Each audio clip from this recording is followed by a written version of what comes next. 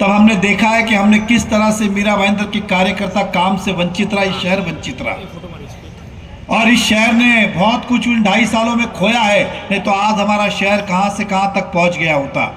लेकिन आने वाले समय में हमें ये नुकसान भी भर के करना है कि जो हमारा पिछले 2.5 साल में नुकसान हुआ जब सरकार नहीं थी, उसको आने वाले समय में जनता को लौटाना है। मीरा भाईंदर वो शहर है जिसने तेजी से प्रगति की। मैं किस किस काम की बात करूं, मैं बाकी सब काम तो गिनाता नहीं, लेकिन मैं एक बात कहना अवश्य चाहूंगा, रविंद्र चौहान जी को भी ये कहूंगा कि मीरा भाईंदर शहर में एक भी हॉस्पिटल सरकारी नहीं था। जब हमारी सरकार बनी और सत्ता आई तो हॉस्पिटल भाईंदर वैद्य में पंडित भीमसेन जोशी रेगुलर बनाने का सौभाग्य किसी को प्राप्त हुआ तो भारतीय जनता पार्टी को हुआ। मैं ये बात इसलिए कह रहा हूं कि जब उन दिनों को याद करता हूं, कोविड का समय, अगर कोविड में वो हॉस्पिटल नहीं होता तो हमारे मीरा भाईंदर के कई नागरिकों को प्राण गंवाने पड़ते, क्योंकि उस समय प्राइवेट हॉस्पिटल में कोविड में इलाज नहीं होता था, केवल सरकारी में होता था। और जिस समय सरकारी हॉस्पिटल बना तो कोविड में वरदान उपयोगी हुआ, कई लोगों की जानें बची। तो ये सब हमके लिए सौभाग्य की बात है और ऐसे कार्य के हम निमित्त बने, ये हमारा भी सौभाग्य है। मैं उसके बाद अब बात करता हूं कि जब 22 तारीख को रामलल्ला जी विराजित होने वाले थे तो कुछ असामाजिक तत्व के लोगों ने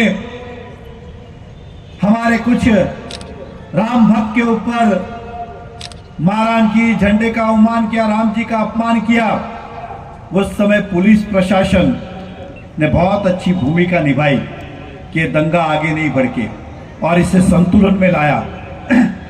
अगर ये पुलिस कमिश्नरेट यहाँ ना होता और एसपी होते, एसपी थाना में बैठते थे, मात्र पुलिस स्टेशन में एक पीआई और एक पीएसआई, एक एपीआई होता था।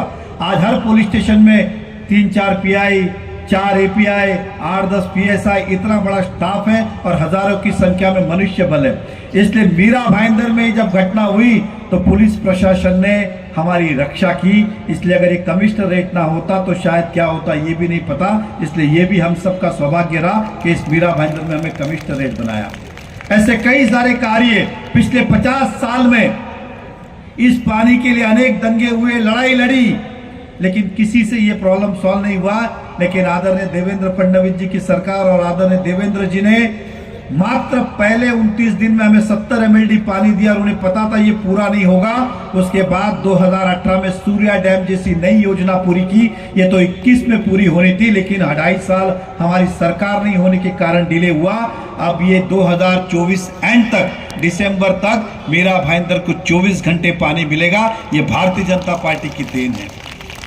जिस मेट्रो की हम बात करते, चुनाव के दौर में लोग बात करते थे कि मेट्रो के बैरिकेड लगे, कल चुनाव खत्म हो जाएंगे, निकल जाएंगे। जो लोग ऐसी बातें करते थे, आज वो देख ले कि 2025 में इस मीरा भाईंदर में मेट्रो से हम सफर करेंगे। और मुझे विश्वास है कि 2025 में जब रविंद्र चौहान जी को हम बुलाएंगे तो वो ट्रैफिक की बात ही नहीं करेंगे, क्योंकि वो मेट्रो से सफर करेंगे और मेट्रो से यहाँ आएंगे।